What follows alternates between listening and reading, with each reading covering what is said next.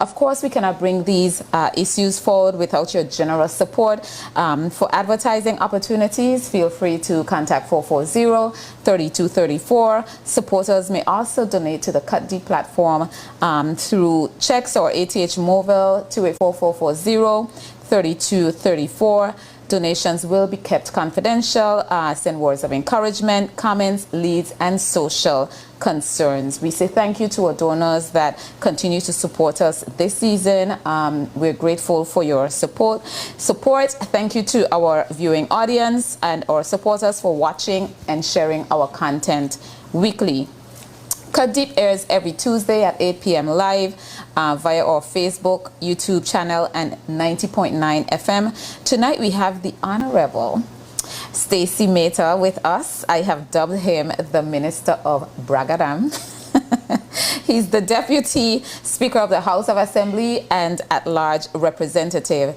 There's a lot going on in the territory, and we're excited to catch up with him on the heel of his first term. We're going to take a short break, and we're going to come right back and get into the action with him.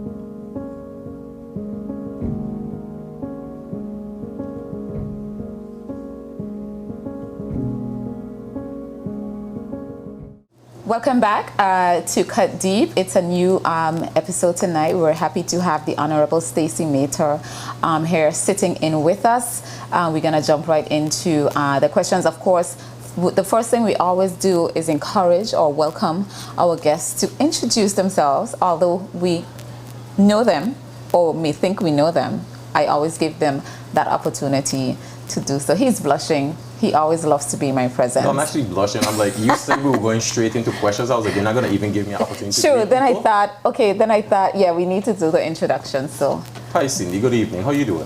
I'm so good. How are you?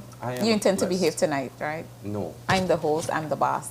It's your show. I'll follow your lead. But if you say something I disagree with it, I will say so. As the same thing I would expect from you. Yes. Mm-hmm. But good evening to everyone. Good evening to the people of the Virgin Islands. And it's always wonderful to be able to have conversations about our country. And I hope tonight we provoke some thought, right? And at the end of the evening, I hope people have answers, but they also have more questions. Because if we have more questions going out of conversation, then hopefully, we will continue the conversations and not let them die. Yeah. Thank you. I'm just going to start out really lightly and, Mr. Bragadam. Mr. Bragadam. Tell us that story. Where did that come from? So we were in the House of Assembly, I think it was 3 sessions. We were in the committee stage discussing the Register of Interest. And we came out of the committee stage on Tuesday, April the 9th. We were given the opportunity on the other business, which is something that doesn't happen too often since I've been elected, where you can voice whatever is on your mind. I had a few notes written on my screen that I wanted to discuss: the Joes Hill Road, the sex offenders registry, the ease of or the difficulty in getting certain services done within the government. So I started on that vein, and eventually, I started to think about the roads again myself, and I guess my frustration was there, Cindy, because after Hurricane Irma, all roads were terrible. And I've been trying to figure out with $450 million why it seems that we can't get anything with the roads fixed. In previous houses, one sitting, I asked the minister how much money has been spent in each district on road patching, because I'm trying to figure out what is going on. There's a lot of rumors on the street about the plant not working, this being down, that being down. But if you drive from one side of our island, so Beef Island, all the way to West End Ferry Terminal, in my opinion, there's no good stretch of road besides Fish Bay. And it's like you're hitting potholes, bragadam. And what are most people complaining about? Shocks, bushings, you know, you're tearing up Your people's, back. yes, you're tearing up people's vehicles, so they have to worry about that. And as a member of the House of Assembly, Cindy, I get calls every day. People are hurting. They need help. There's no relief. Last year, social development gave back $600,000.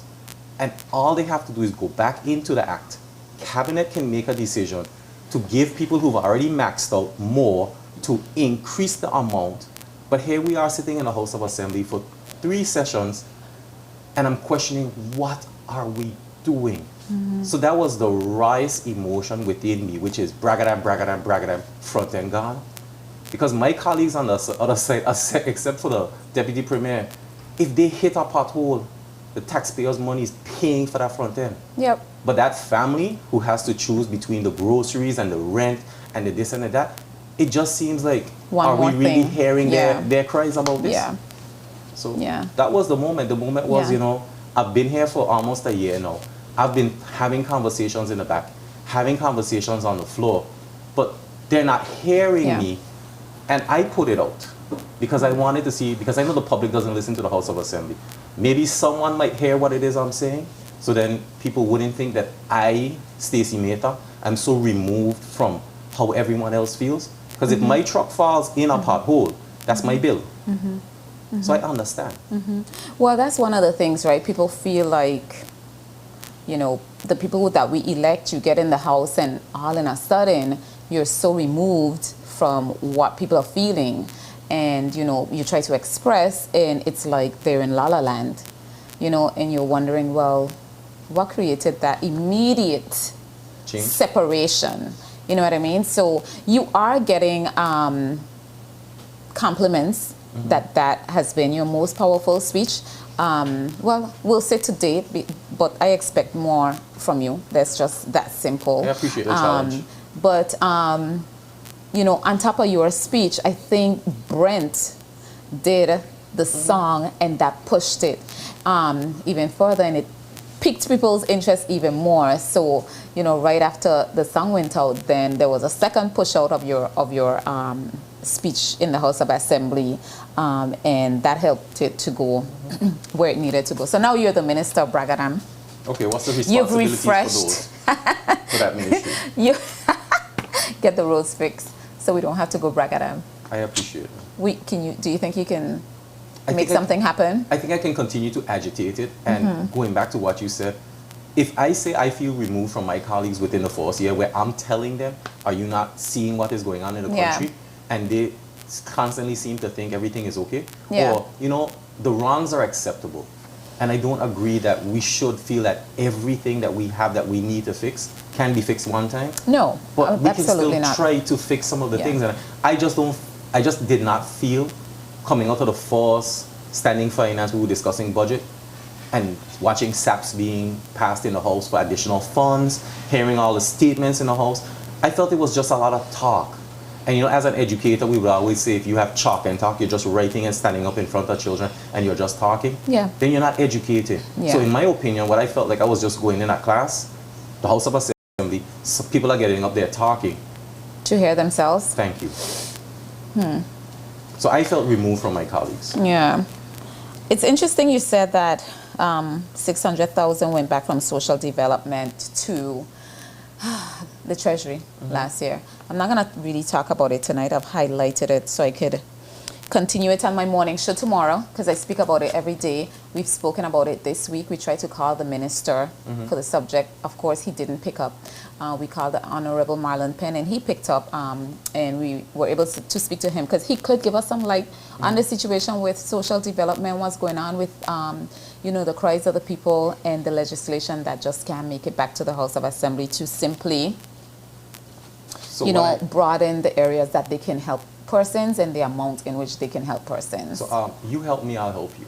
Okay. In the morning, send me a message. I will get the section in the act that shows that it can be increased, right? And any other additional information I can get, I will get it and I will send it to you. Yeah. And Is then it- you can challenge it.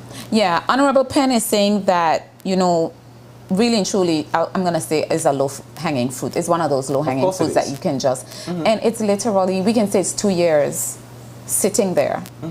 And it's just, I don't know. And the cabinet meets every Wednesday. Yeah.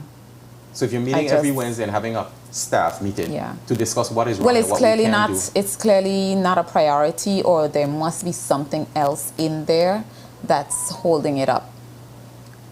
I don't know. I don't know if there's a part of the bill that needs something that they can't give it if they pass it. You know, sometimes that's the case too. We just can't get to the bottom of why this bill is sitting there and social development hands are tied. I don't have the answer for that, but I know that the people in the field have said to me, Maytha, this can be fixed. Mm-hmm. And we know it's fixable. We just can't understand like what the problem is. Well, it's just like the potholes. Fill them. Have the will to fix it, Cindy. So if there's a part of the bill that needs fixing, fix that part, fix that. We have House of Assembly on Thursday. Mm-hmm. The Premier can add anything to the agenda at the 11th hour. Add it and fix it. Alrighty. Let's get on to our questions. I mean, we will dip in and out of different places. How has your first year been? Honestly. I've learned a lot. I've learned a lot about myself. I've learned a lot about my people. I have learned, the biggest lesson I think for me has been not to follow or rely on anyone's opinion as to whether I am doing something that I should not be doing. I remember there was a press conference we had as the opposition, and one member said to me, you shouldn't say those things because you're now one of us. I said, no, I'm going to say what I feel like saying when I feel like saying it. What did he, okay, it was one of your colleagues. Yes. So I can definitely say he. Mm-hmm. What does he mean by one of them? So I'm an elected separation. There's a separation? Well, essentially, Cindy, what I gathered from it was, you know, Maytha, you shouldn't say those things because you're not on the outside looking in. You're sitting in the room. But Cindy, for me, I might be sitting in the room, but it's the people on the outside who put me in the room. And I don't know tomorrow if I'm going to be outside, whether by will or by force or by God. I didn't seek political office thinking that I was going in there to be removed from my people. Right. So that was something that for me was, and you were in the room at the time, that was something, yeah, but you... And I didn't hear it? No, you wouldn't have heard that. So for me, it was like, it was a whisper. For me, it was like, okay. Then as time went on, I guess I was naive, and I thought, if I have a good idea, I should give every member of the House on that side, and even on the others, on my side, the courtesy of going and say, hey, listen, I'm hearing this, or have you thought about doing this? So behind the scenes, I'm giving you that opportunity to say, well, maybe this might be a good suggestion. Okay, did that help? No. And when I looked at their faces, what I started to realize was, it was more about, can I trust you? Are you positioning yourself to take my seat? Are you trying to make me look bad? I remember at one point, I made a statement at another press conference. And I got a phone call from another colleague on the opposite side who said to me, don't you ever say that again or do this again. And I had to let the person know, I don't work for you. Don't ever call me on the phone. If you want to call me and tell me you don't like something, that's your prerogative. But if you're calling me and telling me what to do, don't pick up the phone because I don't work for you.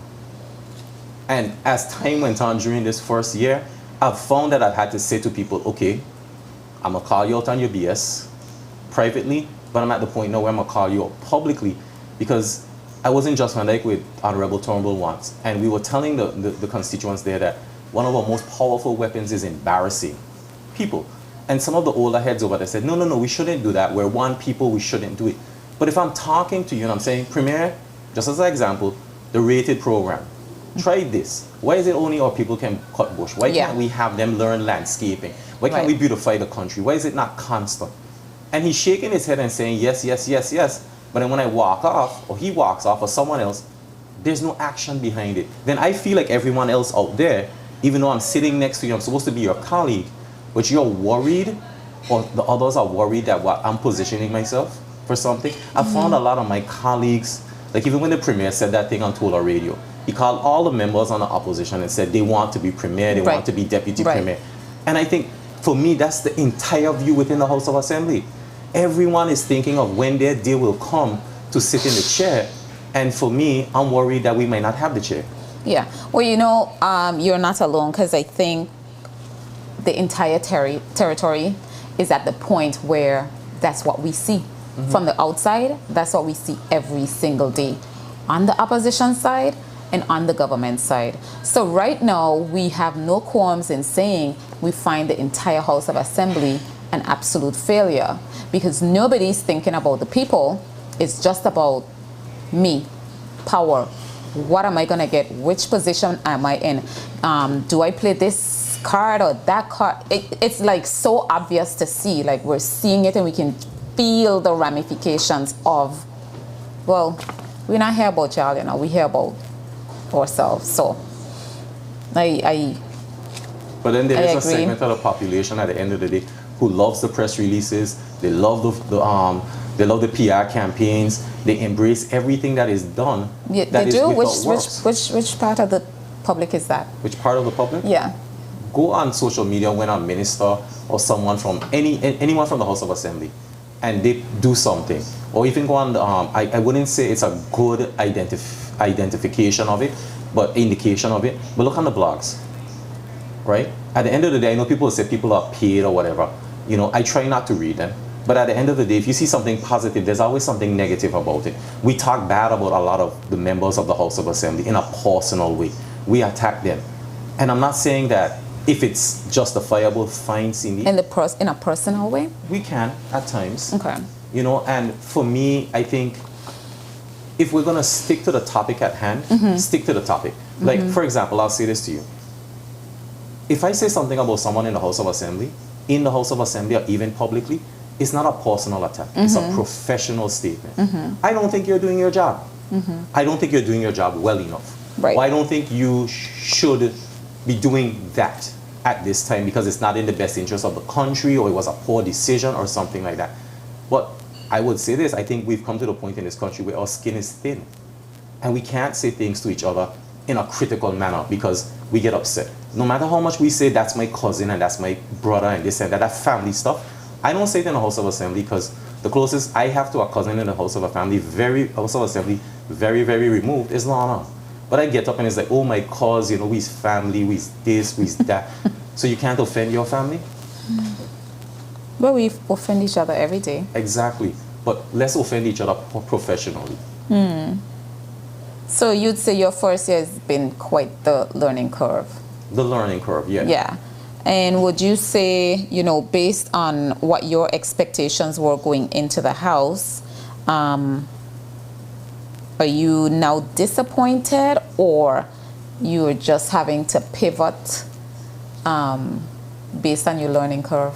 I wouldn't use the word disappointed, because then if I'm disappointed, then why did I run in the first place? I didn't expect everything to be rosy and sweet and everything. Not rosy, but then did you really expect it to be where you're realizing that your colleagues are really, and when I say your colleagues, I mean on both sides of the aisle, are more into themselves as opposed to actually, you know, making some changes or working in the best interest of the people? Was that a major disappointment for you? I mean, that would have been a major disappointment for me, because you'd be hearing people on the outside say, oh, you know, everybody just want power or whatever. And you'd be like, no, I think I can work with this person and that person and da-da-da-da. And then you get in there and it's like, oh, the people were right. Like, there's a lot of jockeying for power. Nobody's talking about the best interests of the people. That must have been a disappointment for you, based on that statement that you made. To you, Cindy. So let me be very clear. There are members of the House of Assembly on both sides that I work well with. Okay? The reality of the fact that people are in there and they're paranoid, if you want to use that word, I don't care anymore. But when you talk about my disappointment in the past tense, it's in the present tense. I'm still disappointed. Why? Because I still have hope that we as a people who are elected representatives, will see the bigger picture and stop thinking that we're going to be here forever. Right. There's also the frustration of knowing that sometimes, you know, I've been in meetings where some members will say to me, well, on that topic, I've known about that for many years. That's been how it is. Or we've tried that already and it didn't work. Okay, so if you tried it and it didn't work, can we try it again or even explore it? Or even if you've known about it, how have you addressed it? Right. Sitting in the room and saying, oh, well, I know about that. That's like knowing there's a problem in your house but just accepting it. And this is the entire territory. It's not your house. Yeah. Yeah. It's interesting you said that, because quite often we hear, you know, the members, specifically the government side, and they get up and they talk about the issues that we're having as if they're on the outside with us, and as if they have no option. Like they don't know what the fix is. They don't know. They don't know what the fix is. So they're speaking about it the way we're speaking about it out here, when they have the power to probably fix the situation, but they talk about it as if it's new to them. It's as if they just talking about like you said, they sit and they talk about something, and they could actually make a difference, but they're just talking about it, right? So maybe it's the will. They don't have the will to, or whatever. But I'm saying, you set that off in my mind, because we keep saying that from the outside too, that our government leaders get in the house and they talk about, the island. I'll say, let's say the country's dirty, because Honorable Smith talks about that a lot, and you can think about it from the position that, okay, but you're a whole minister inside. What is the plan? Like, have you spoken to the premier about it? Did you guys come up with a plan to fix it? So to get up in the house and say, the island is dirty, we know that. We put you in there. How are you going to rectify it? So, yeah. What do you want to achieve in this first term? Like, going into the house, running for elections, what is it that you wanted to achieve going into the house? I could ask you, did you have a personal manifesto? I can call it that. We know the party that you ran with had one, but did you have a personal one? And what is it that you really want to achieve in this first term? So when I ran, I had my own list of areas that I wanted to look at. It included education, the elderly, the environment, green spaces, and also youth.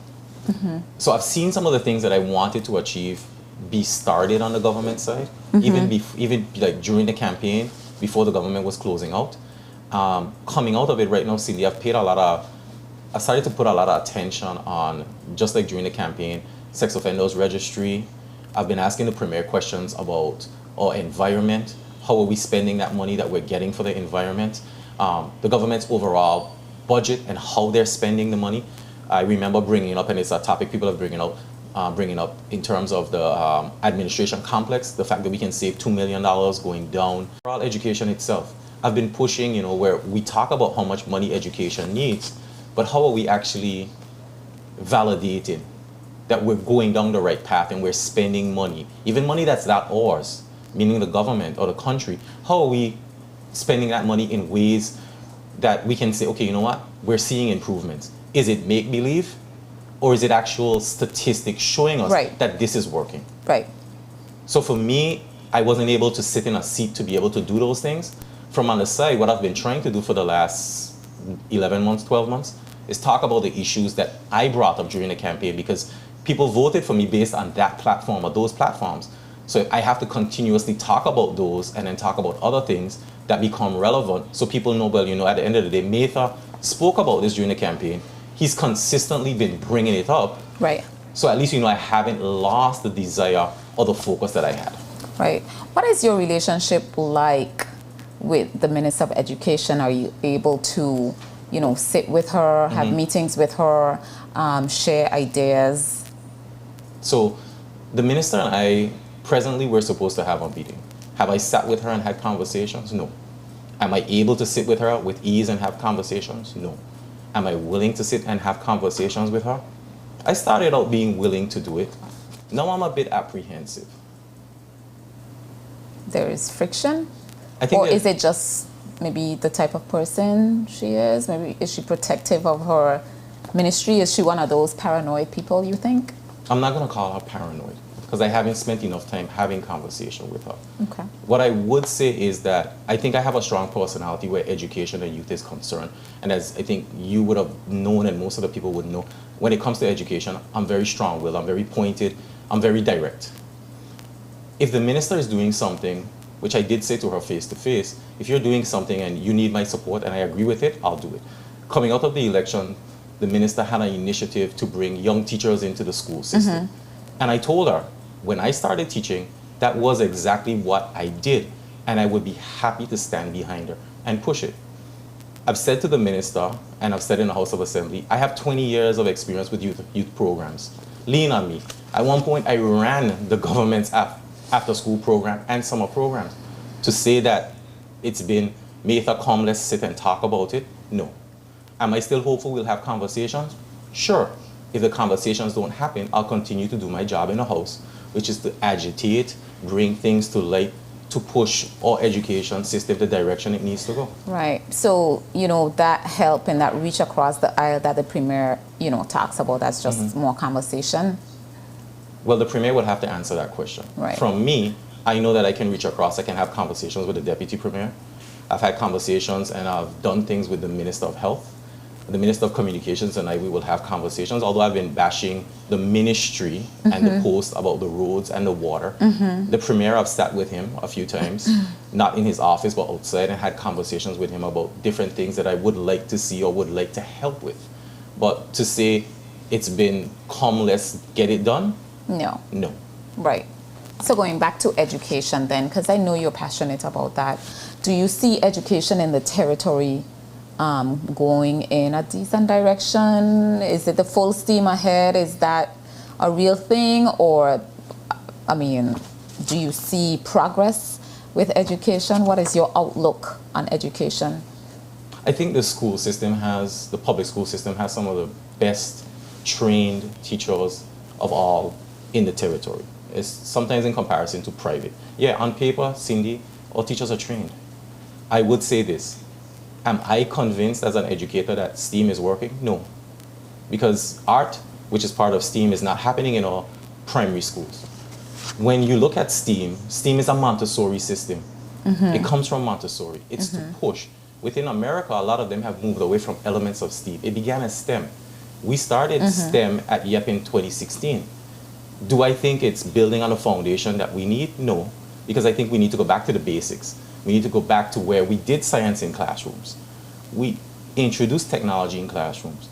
Engineering can be taught through physics and other subjects, but adding a buzzword to something good to great, no child left behind, I don't believe in those things. Yeah, we're good with buzzwords though. Even the questions that I've asked the minister in the House of Assembly, yes, I haven't gotten the statistical data to tell me or to show me that as an educator, it's validated, it's reliable, that it's working. When I look at the month of March, money was spent on an entire month for Education Month. Usually it's a week. That's fantastic, but what did we gain from it?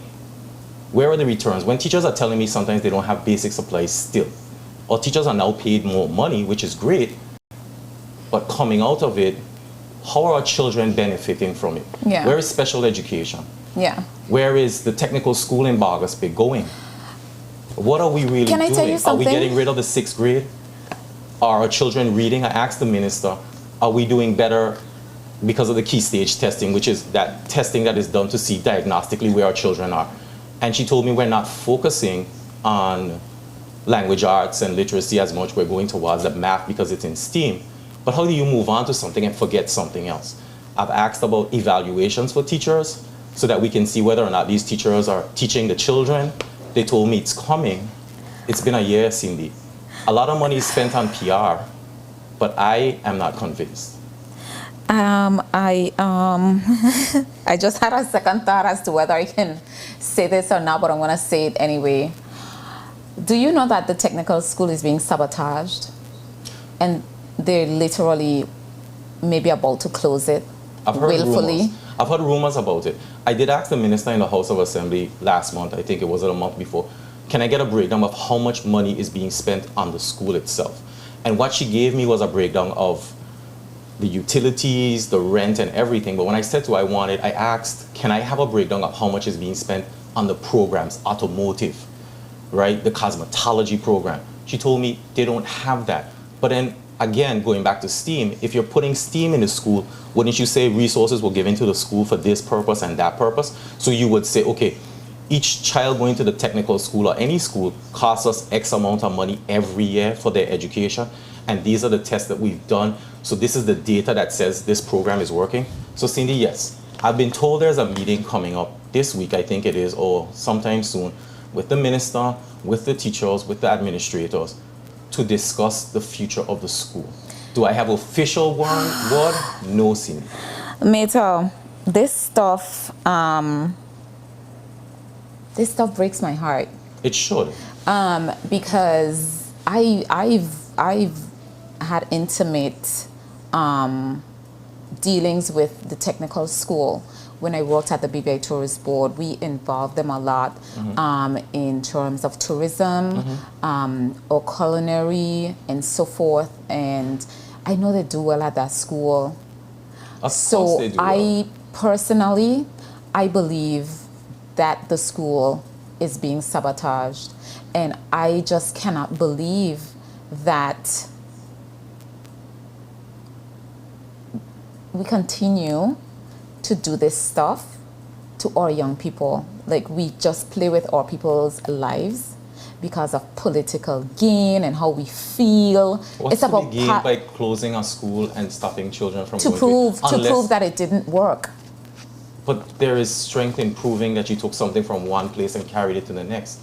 So unless the ministry, the minister, the CEO, whoever it is, has a plan to close the school in one location and put it in another location, Cindy, then we're removing an element of education. We're removing an element of a child gets to a certain grade and they don't have anything to do. We have to do better. We cannot continue to function like this, and I'm not going to smooth over it, where we're gonna like kill whole programs like a technical school because we feel a way about any individual, that we're gonna set ourselves back 15 years in terms of our cultural wear and so forth because of, somebody feel offended based on how something happened and they didn't have enough say, etc. Like, we cannot continue to destroy us. I'm not going to I like to use the word pussyfoot around these conversations because we continue to destroy ourselves. So let me say what is happening to the technical school is a travesty. So I agree with you. But as I said to you, I've heard rumors. If tomorrow if I hear tomorrow that it's validated. I don't share rumors. On Thursday, the member for the 6th is going to ask the minister that question in the House of Assembly. I saw it on the order papers. Okay. And I'll be listening. If the answer is yes, then it's time for all of us to march. It's time for all of us to dispute it, because what is the plan? And that's something that got me in trouble before I got into politics, when I would join marches that you held and other people held asking where the plan is. Here I am a year and a half, 2 years later, I think from the last march, maybe I may have attended, which was about the former speaker. And I'm asking again, now in the House of Assembly. You attended for the greedy bill, yes. Yes. And this, yes, thank you. You sure did. Since we're on protesting, this is not on my list either, but I know we're going to go into different places. And I've asked you your position on the government music festival and that $1 million, maybe 1.3 million that's about to be wasted. My position, and I kind of blindsided the Honorable Madeline Penn. I'm sure he wanted to kill me that day, but okay, he'd be fine. I think it should be boycotted. I think it's one of the easiest ways to, stick it to the government and to say we're not going to stand up and watch it, even if they continue to spend the money. Putting on a concert to an absolute minimal crowd or zero crowd is the biggest, we're not going to take you, period, right? So is that something, and I asked Honorable Marlon Penn if he would, because he said he wasn't going to attend. I'm not going to attend. I didn't attend the 250 concert either. I specifically spoke to my children on this concert, and I said to I said to my older son, he can go. It's his decision. He's 19. But we had a conversation, and he said he wasn't going to go. but I said to Honorable Penn, are you willing to say to your constituents of the 8th district, based on what they've been experiencing, to say, don't go? Of course, that's his opinion telling them that. They can still decide whether they're going to go or not. But were you willing to go out on the limb and say, don't? He fell short of wanting to do that. And I understand, because, again, to me, it goes back to your point of everybody thinking about, well, when I'm the government, would I want to be boycotted? You know, that's where my mind went. And I think his mind went there too. He doesn't have to say it. I think so. But I'm going to ask you, would you be willing to say to the people of the territory to not attend this concert? No. Are you going to attend the concert? No, I'm not going to attend it. I'll tell you why. Yeah, tell me. So you won't say to them, no, don't attend. And you wouldn't tell me why. I will tell you everything. Right. So I'll answer your question in as full as I can. I wouldn't say to the public, not to attend the concert. I didn't go to the first one. Right. I'm not going to the second one. Here's my problem with it, Cindy. At the end of the day, from my understanding, the Premier made a decision as the Minister of Tourism, Culture, Financial Services, his whole portfolio, to have this concert. It's the same decision he made before. Okay. As a member of the House of Assembly, I can't do anything to my knowledge, about him making that decision. Right. But if I have a one-on-one with people, I would ask them, do you think he made a good decision? We can have a conversation. In the last concert he held, I think they made somewhere between $30,000 and $40,000, he claimed. Because it's public funds, Cindy, I want the government to break even or have a profit. I don't want the event to fail. I've already reserved my VIP tickets for the other one, because that's the one I'm supporting. Do you have my ticket too? No, Cindy. Okay. But Just what checking. I'm saying, what I'm saying is, at the end of the day, I don't want government funds to be wasted, nor do I not want them to break even. But what I will do is make sure that in the House of Assembly, when this is over, give people an account for it and hold the Premier. Hold the Premier too. Are you doing this again after doing it 2 years and you're not making a sizable profit and the people are screaming? Are you going to do it again? And if he decides he's going to do it again, Cindy, then the members sitting on both sides, especially the ones on that side who can get up and say to their Premier, we don't agree with what you're doing, then join the ones on this other side who also would be saying, we don't agree with what you're doing. But to say, set the country up for failure, I'm not going to tell people not to go. Well, he's setting the country up for failure. And I might understand because you can't sit there and say you drive from Eastern to Western and fall in a pothole every 2 seconds, right? You can't say that, your constituents go home and they don't have water to bathe. And you can't say that you have people reach out to you all the time for assistance. Their families are struggling, they're having a hard time. They have to decide between rent, food, etc., and still say that, if you boycott the concert, that it's setting the country up for failure.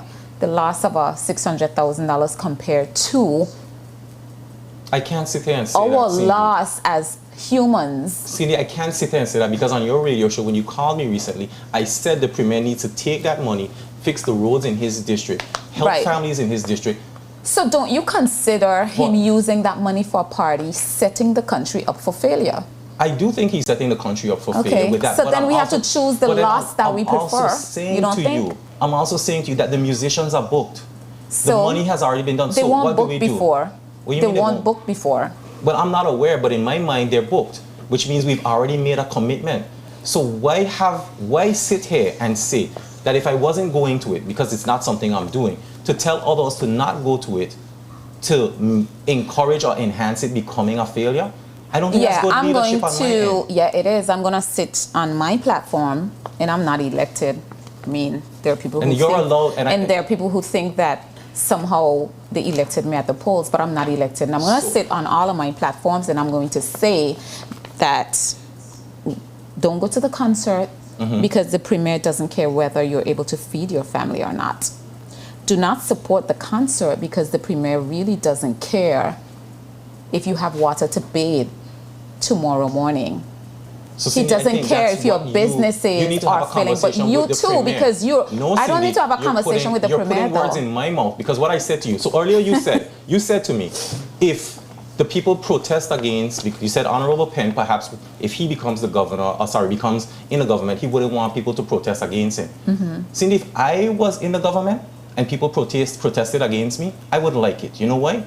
Then I would know my people have a voice. They're not like you. All of them are not like you. I would know they have a voice. They're not like you. But here is where I say to you, as a private citizen, as a journalist, I respect your opinion to say this is where you stand. And I leave it there. I'm very clear. And I am too. I'm an activist first. I'm a citizen first. Journalism came along, but I'm an activist first. Whichever label protecting you feel my people comfortable with, you can wear. Is where it is first for me. And I would say in a heartbeat, let government lose that $600,000 because the loss on the other side is much greater. Well, I don't think money wasted anyway. I wouldn't tell someone, go to the supermarket and buy things that you're not going to use just to prove a point, which is to spend the money. At the end of the day, the money's being spent.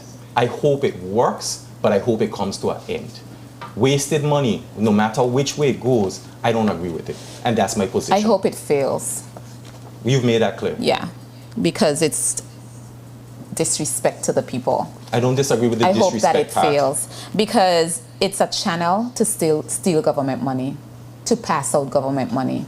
I see all the ills of why we went through COI in that concert. If you send me the proof you have, what proof? I will talk about it. What proof? You want proof? That's what I just asked for. Who is behind the admin building, flattening out the space and preparing it? I don't know, Cindy. You should know because we elected you to know. Cindy, if I shouldn't have to sit here and tell you. I think you have a thwarted understanding of how the House of Assembly works. So let me help you out here. I do not sit in the Premier's office. I do not sit in his ministry. Neither do I. Stop. So if people are giving you information, Cindy, share it. Because other than that, I don't have it. So don't hold me responsible. No, I'm not holding you responsible. I asked you if you knew. But you just said that I should. But you should know. No, you're repeating it again. If you know I don't have it and I'm telling you, your response I would expect from you, since you're concerned about the country, is, Maytha, I will give it to you.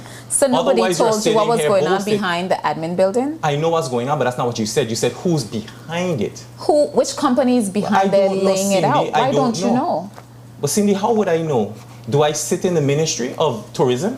Am I supposed to just go and ask who it is? We get in the House of Assembly and we ask questions. How? Just call them and ask them who it is? How did you know? How did you know? I was called. So why didn't that person call me? Why didn't you call me? I would assume. I thought that you knew. You're assuming, and you know when you assume what you're doing to yourself.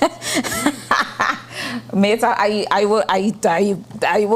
would hope you know that. I would hope every single member of the House of Assembly. Freedom of information, you spoke about it actually, today. I would hope. Information needs to be shared. I would hope. You cannot assume someone has information. I get that. I think you're making a critical error. That's okay. I can share with you, but I would assume that the 6 members of the opposition are just in a position to receive this information. Cindy, like me. I'll give you some information. Okay. I sit on the reform committee for the COI, which was recently reinstated. We sat in a committee meeting, and I'm not supposed to talk about it, so I'll run around it. No problem. A lot of the information I get as an elected member of the House is when the public gets it on social media or when the public gets it in different sittings. That's when I get that information. You got to put yourself in a position to pick up some papers by the speed bumps. Cindy, if the documents from the speed bump are sent to me, I'll pick them up. However, if you have them as a concerned citizen, activist, journalist, share it with whatever, share it. I will do so. Thank you. Every single thing I get now, I'm going to share with you, and I'm going to see, the benefits of that. All right, let's go on. Boycott the concert. Let's continue. It's 1 year. Yes, ma'am. Grade the government. As a teacher or as a politician? As someone sitting on the opposition, as a citizen, as a resident. A failing grade. Yeah. What does that failing grade look like? It looks like, for me, you had a manifesto and I brought it up. Meaning, is that a D? A D plus, a F? No. So I'm of the How school. severe? I'm of the school of thought right now where you're either passing or you're failing. I don't think the government has a range of whether you're failing, so they're just failing really bad or not really bad. They're failing. And I think that's where people feel. Yeah. At the end of the day. Well, we feel they're failing bad. okay, well, I won't disagree with the failing bad, but for me, they're failing. And if you're failing at something, then that means you need to do better. Yeah. Identify just a couple of the major areas that you think, those impactful areas where you see their failure. Okay, so the higher ones that we've talked about all of the time, roads, quality of life, food. And there's a big issue where cost of living in the BVI is high. But then also if you consider crime in the community, Yeah. the minimum sentence right now for a gun is 5 years. Is that sufficient? You have the judiciary saying they don't have protection. If you look at cost You know how all of that was changed with the guns and stuff? We'll come back to it. Go ahead. if you look at construction in the BVI, the government always has overruns in every construction project. If you're a young person in the BVI trying to build a home now, it's almost unattainable. But yet we have homes sitting up on the hill, Joe's Hill, and we can't figure out what we're doing with that. So for me, when I look at those things, That's another legislative problem. I agree, and that's why you elected people, to fix the legislative problems. If you look at when it comes to our visitors and how we manage our visitors, I'm of the opinion that immigration and labor should be joined, because I think that should be one department, but labor should be looking in tandem with education and everything else. Yeah. How are we positioning our people? Yeah. We spoke about education earlier. I think I was clear on how I feel about that. Health. Look at the hospital. We had a major issue down there. Yes, publicly my brother is the director of facilities down there. Yeah. I forgot that. So I can get some information from members of that, and in terms of education, I can get things as well. Yeah. But when you look at overall, where are we going? You know, I asked the premier in the house, and I said basically, you know, I don't see anything you've done. I checked the box for them. You did. I checked the box You for them. sure did. That doesn't mean they did it, but I did it. I And thought that was such a low blow. sometimes it's necessary, Cindy. Can I give you a for that? Oh my God, that was such a low blow. I loved When a it. family cannot go to a supermarket and feel that they can collect or get things that they need, basic essentials. During the campaign, we all talked about it. Yeah. We talked about this basket of goods. Yeah. We're going to look at importation duties. We're going to fix it. NHI, Ah, the great Social stuff. Security, seniors in our community, somebody get $200, somebody get $75. How are they going to live? Rent control, consumer protection. There's a long list. Yeah. So And we're not did I getting to expect them anything. to do all of them? No. Some, sure. Yeah. You know, I give the government a failing grade too, of course. I was very open about that. But yes, they've been in for 1 year, but I cannot hold them to that 1 year because there's only one minister on their side that hadn't been in for the past 5 years. Correct. So to me, it should have been a continuation, hit the ground running. I mean, we're not saying anything. And they were using the budget that they passed before they came in. Correct. So, yeah. I'm gonna let you grade the opposition. The failing grade too. Identify. I think the opposition from where I sit, we're not together. You know, as simple as getting together, looking at questions so that we're not submitting the same question, or if we have a strategy going at what we're doing, it's not there. You might be sitting on your own in the House of Assembly on Thursday. Okay. There are 12 other votes in the House of Assembly. There are more outside here. So either my people will stand with me or I will be a one-hit wonder. But you ask me a question, I'm going to answer it as honestly as I can. So for you, the House of Assembly is failing Yeah. because that's how the people feel. Cindy, on Thursday, we start at 10 a.m. I encourage people to drive by. I encourage people to message all your reps. Find out if they're in the house. If they're there on time, did they come for the free breakfast? Are they there? And if they're not there, then ask them why not. So there's Ask them why so we much can't stand. grandstanding then. Within the house? Yeah, it's theatrics. We're going to take a break and we'll be right back.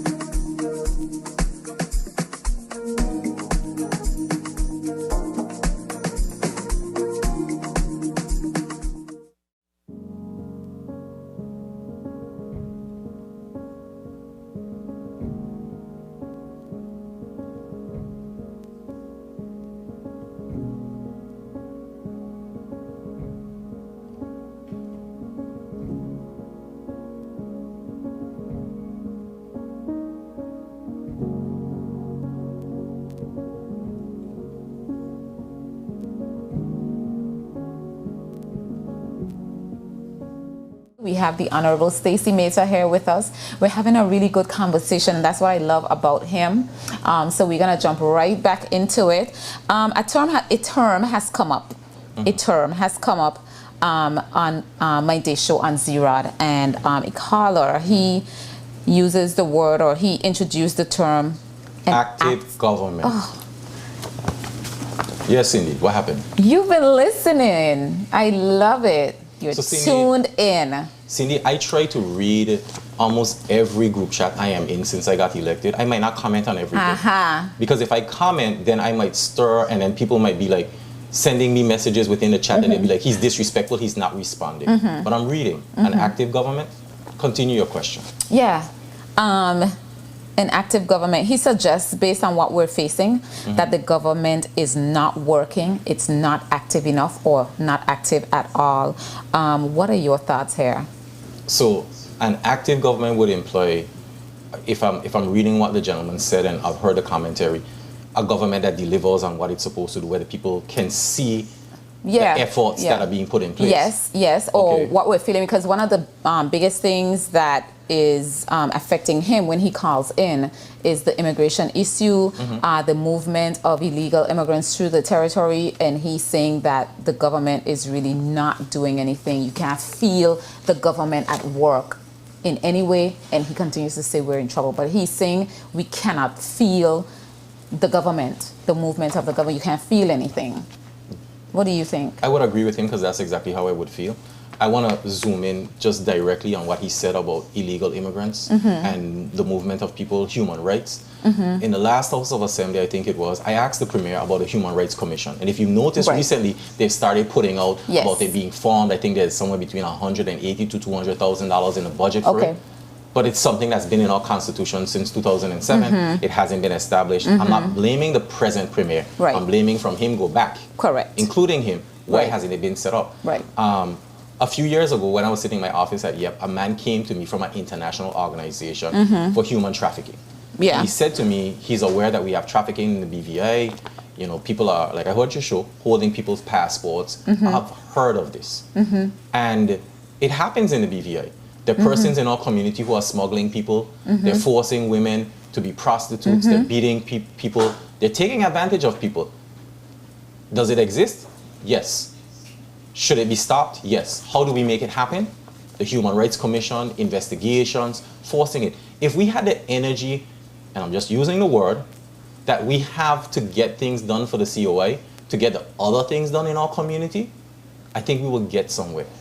Where the caller is and the other callers who identify with the word active, again, Cindy, if I say to you, the night when I said, I feel like I get into the house and I wonder what it is we have done. Some ministers would say that the time they spend in the House of Assembly, they could be in their ministry doing work.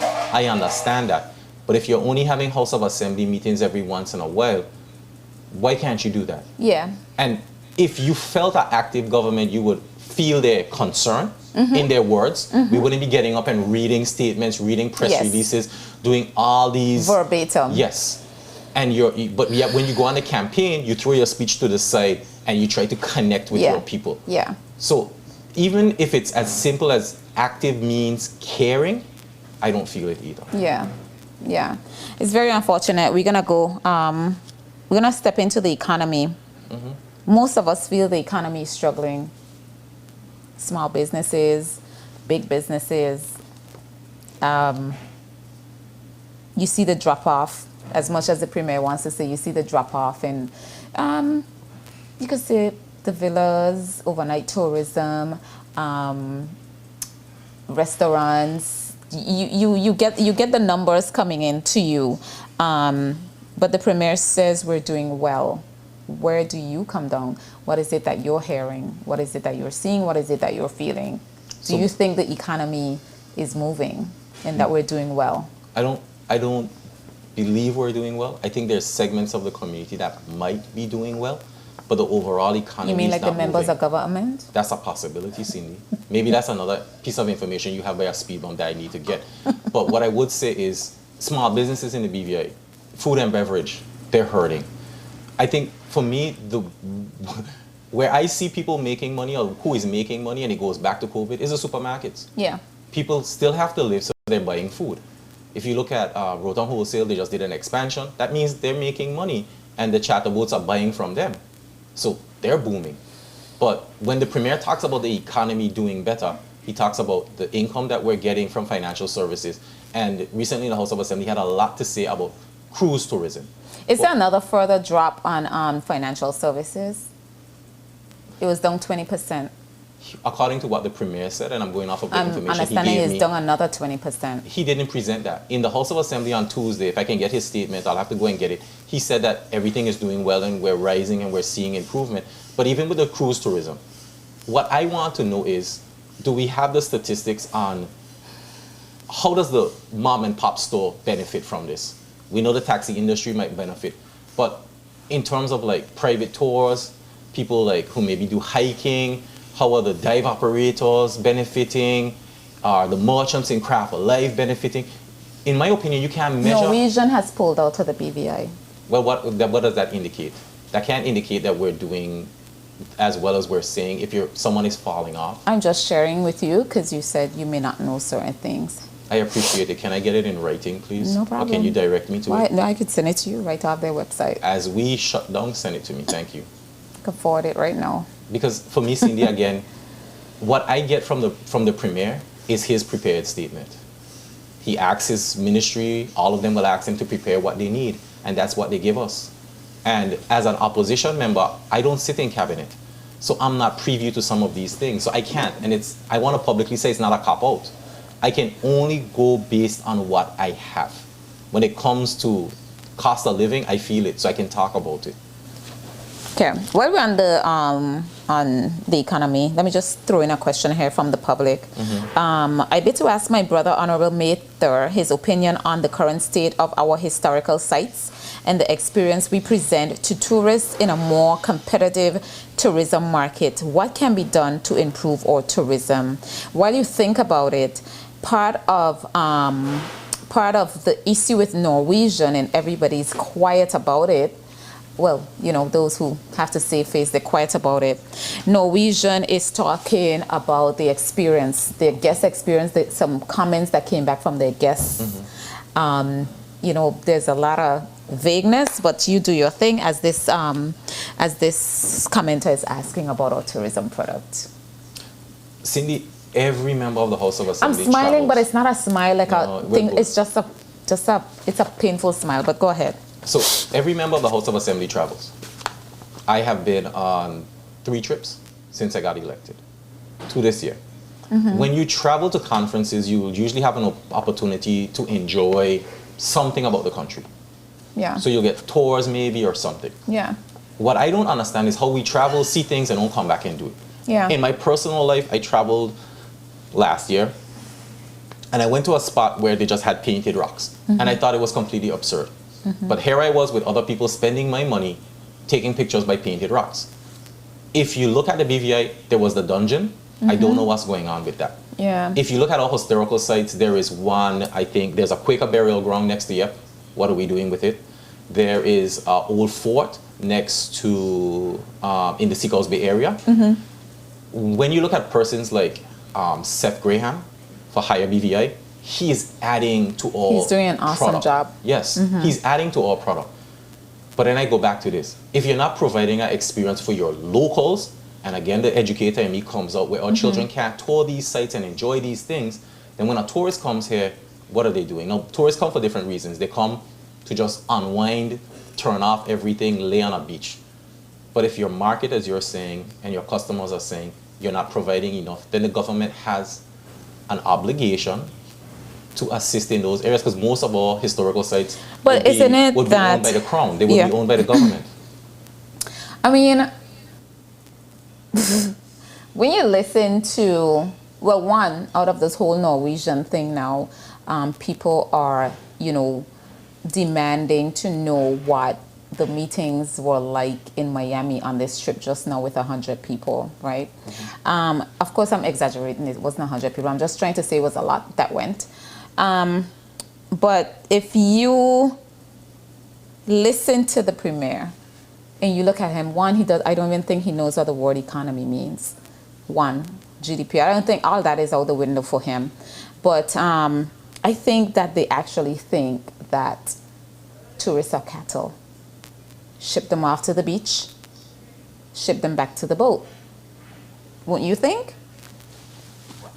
The path to the beautiful beach is a piece of shit road.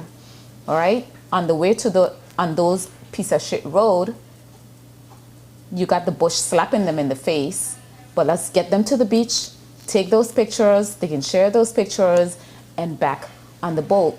But what the guests are doing, they're reporting on the boat what a horrible experience we had. And what's happening? Norwegian has pulled their entire line of cruise ships. Okay, Cindy, so we have a problem. And we have a problem. An active government would find a solution. Well, we have a problem. The problem is we need new leadership. Agreed. Premier's got to go. That's the problem. That's the only problem I think we have. I need new leadership. Yeah. In whatever form it is, Cindy.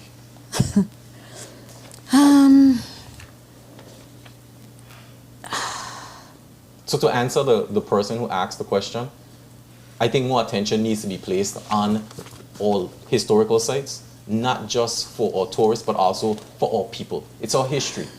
And I remember when the Navy ships used to come in, they used to cut the grass, they used to do it. I remember when the prisoners used to do it, even just cleaning it up. But what is the problem? I don't understand what the problem is with cutting the grass and it can be done through the rated program, can't it?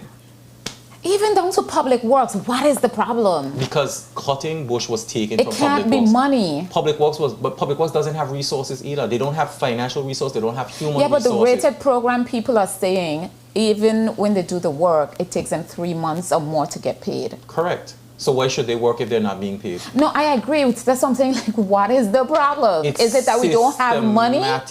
No. Well, Cindy, it's systematic. Is it that we don't have money? I don't have the answer, because when the Premier was asked in the House of Assembly last year to list out all the government accounts and the balances at each government account, it seems like we have money.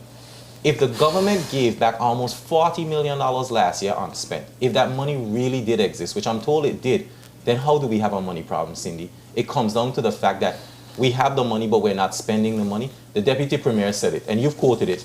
They have an implementation problem.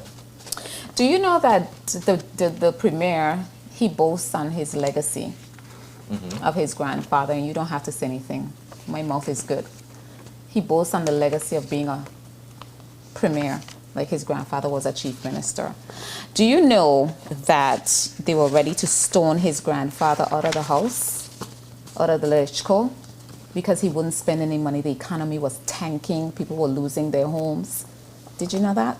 No, Cindy, I didn't learn that when I went to St. George's, but what we learned anything about his grandfather, and there's a reason for that. But what I did learn is I spoke to some of the elders. I went to visit the seniors 2 weeks ago, and they did tell me about Honorable Willard Wheatley, and they gave me their opinions, and it was not very favorable. Okay. Well, you know, they say I make it personal, but it's not. It's just our history. And I understand. And when you don't know your history, what happens? You don't know where you're going. Garvey said and you repeat it, right? Correct. Good. That's all I want to say. But you're also family, so you can talk about it. I'm not their family. The minimum wage. Yes. I want to talk about that. I want to figure out what your position is on the minimum wage, whether you think it should be raised, not raised, whether that's a light decision to raise it, not to raise it. Have you spoken with businesses, employees? You know, what are the major concerns on either side if you have spoken with them? Minimum wage, it needs to raise, Cindy. The cost of living in Aviva is much too high for any family to survive on. But then you also, if you have an economy that's tanking or not where it needs to be, making a decision to raise the minimum wage then puts further pressure on the businesses. So which side of the sword do we want? The side where we slice the people, or the side where we slice the businesses? But we have to pay, we just have to really figure out.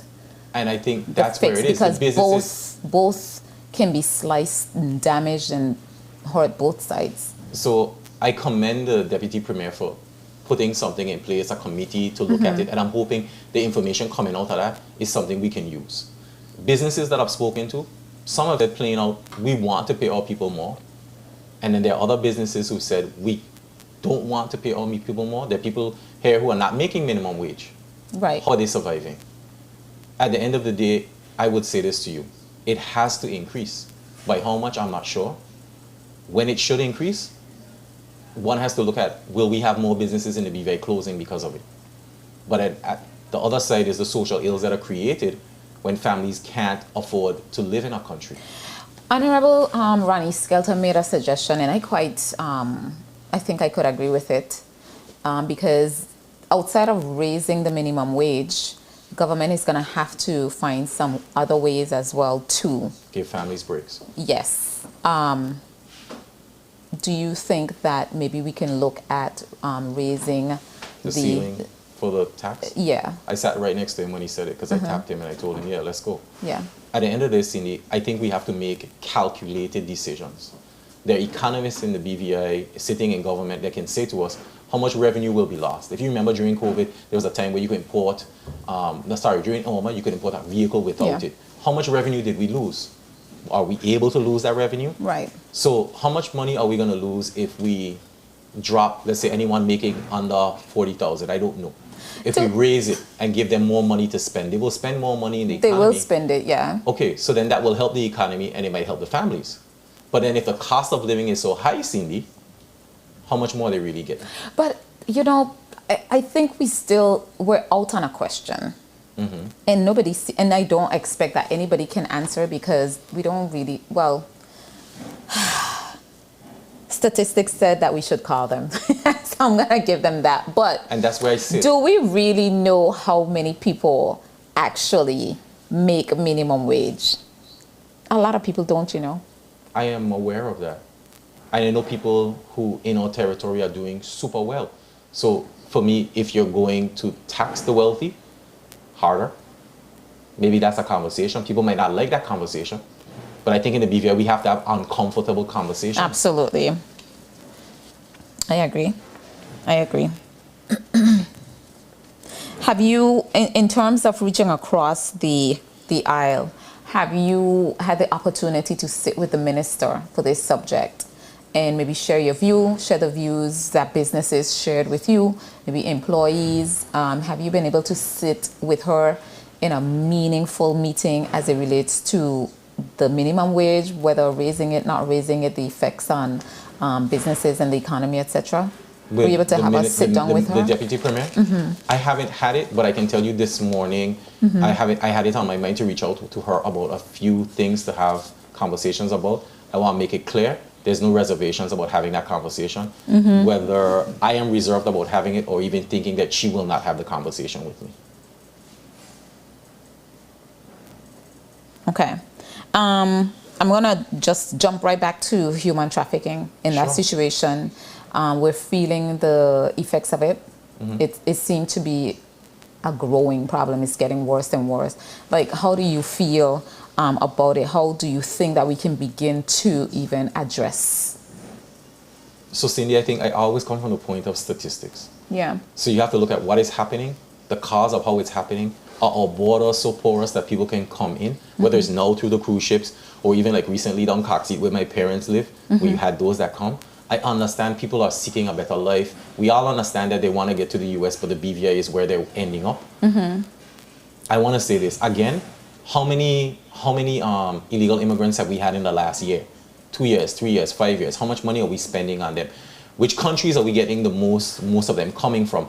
How are those countries, are we able to charge them to repatriate them? Is there anything we can do? At the end of the day, I know people are trying to escape where they are. We can't give all of them asylum. But then the bigger picture is how many of our people here are benefiting from it? And how do we stop them? Because if you can't control who's coming, then maybe you need to control who is trafficking. What are you shaking your head at me for? You see how he speaks to me? I'm smiling because, I mean, what do you want to say to their family? So we're not going to get anywhere with that. Do you think that we need to, engage the UK a little bit more in terms of helping us with this situation? I think we should engage the UK in a lot of ways. But we need to tell them. We need to tell them where we want them. But we don't seem to want to use them at all.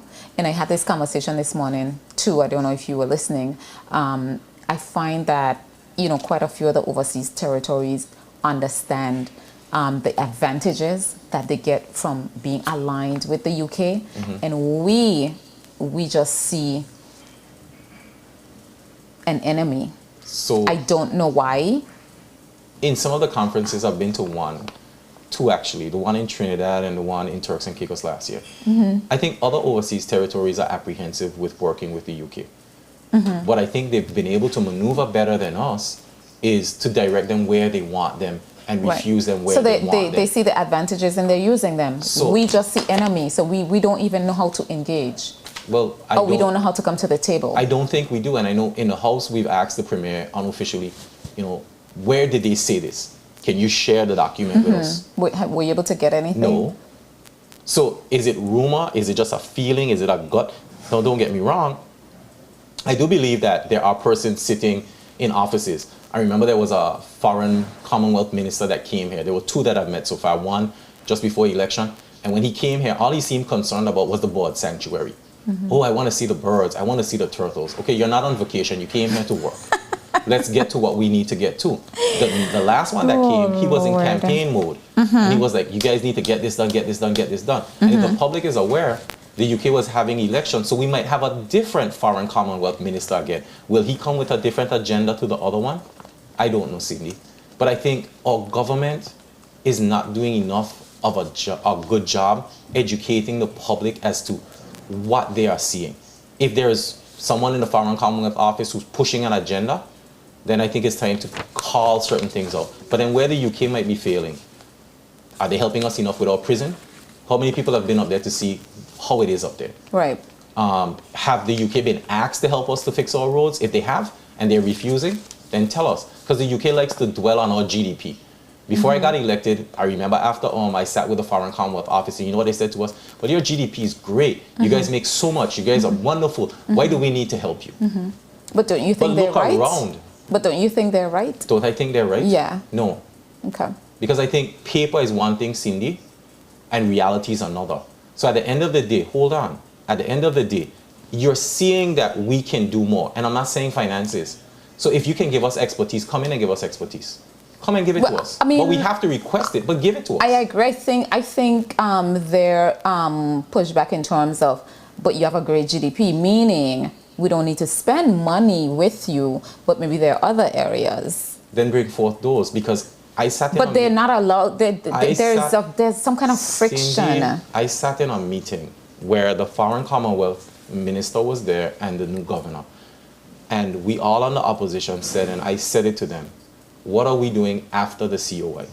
There are areas like draftsmanship, policy, and other areas we're falling behind. Can you help us? Yes. That meeting was March. I haven't heard anything. There's a meeting maybe soon. If I have another meeting, I'll ask the question, what's the update? If you look at the COI recommendations, the government is attempting to meet where they need to meet. According to the last update I saw, the governor's office is falling behind. Why do we give the governor's office a pass in the public, but we don't give the government? Okay, then don't give the government and don't give the governor. Let's be fair. If you need to do it because it's part of what we as a territory need to do, then why are you lagging behind coming May the 31st? Why is the governor's office and the Foreign Commonwealth office not being held to account by our people to make sure they do what they're supposed to do based on their own recommendations? And it's only us. What are we holding over the governor's head come May the 31st if he doesn't do it? Well, I mean, I guess you could say it in this way, that they have the ball in their hands, and they could say, well, you did what you were supposed to do, so we don't have to do anything. If they aren't completed on their side, they can't suspend the Constitution because they're not completed on their side, right? Lead by example. So, they keep telling I agree, us, though. They keep I telling absolutely us that agree. Lead by example. I agree. I absolutely agree. Well, I don't know if anybody's leading by anything here. I say the BVI people are just in between these two horrible entities being crushed, the UK and our local government, and I stick with that. I'm going to give you some wrap-up questions, and these are, I like to call them bullet questions. Okay. Portions of the territory, and I'm saying portions because I am going to choose my words correctly with this because I understand, I understand the position and how we love people and how that can come off, okay? So I appreciate the lead up, but I don't understand it. So give me the questions and then maybe it makes sense. So portions of the territory are losing confidence in the opposition leader. What do you say to those people? Do you think that Honorable Skelton is able and ready at this time to lead the opposition? So that's a two-part question. What would I say to the persons who are saying that they're not happy with the him? portions of, the territory that are losing confidence. Well, I think if they've lost confidence in him, they're justifiable in however they feel, and they need to voice their opinion more, not just in public, but to him. If you can't get him on your show like you've expressed, Honorable Skelton moves around in the community, have a conversation with him. Tell him you want more from him. Demand better. Part 2. Do you think that he is able and ready? I think he's in this time, in this space too. I think he's able and ready, but as I've said to him to his face, he's not vocal enough. He's not giving me that energy that I want to see on a consistent basis. I ran on a party with him. He's the leader of the opposition. The Ronnie Skelton I knew years ago was a lot more dynamic. Yeah. I'm not getting that. For sure. I'm not getting it. And I've vocalized that to him. And what I'm saying now is what I've said to him, to his face. And there are days, like you just said, that when he got up in the house and he talked about the tax break. Yeah, I told you, I tapped him and I'm like, let's go. There were things that we ran on. There are things that we talked about. As I said in the house, he was one of the best finance ministers. I've heard that. At the end of the day, then demonstrated. Yeah. Well, I mean, in his heyday, and that's why I'm saying, do you think that he's able and ready in this space that we're in? Because in his heyday, the premier would be afraid to get up out of his seat to even say anything. But anyway, there's a lot of mumbling about the end of May, and we just kind of touched on it, and the possibility of a fallout if the COI recommendations aren't completed. I've heard that there are quite a few more people. I was told a couple weeks ago there are quite a few more people from the UK on the ground here. I don't know if that is true and what that means, but what are you hearing that you can discuss with us? So I've attempted to have a meeting with the governor. I reached out. I know he was injured recently, and I'm still hoping that I can have a conversation with him. He has met with the opposition members in March when the Foreign Commonwealth Minister came. He hasn't met with the opposition as a whole since then. Right. There is the Reform Committee that was recommissioned in the House. We've had one meeting so far. That was last week. Again, I would say publicly that's not enough.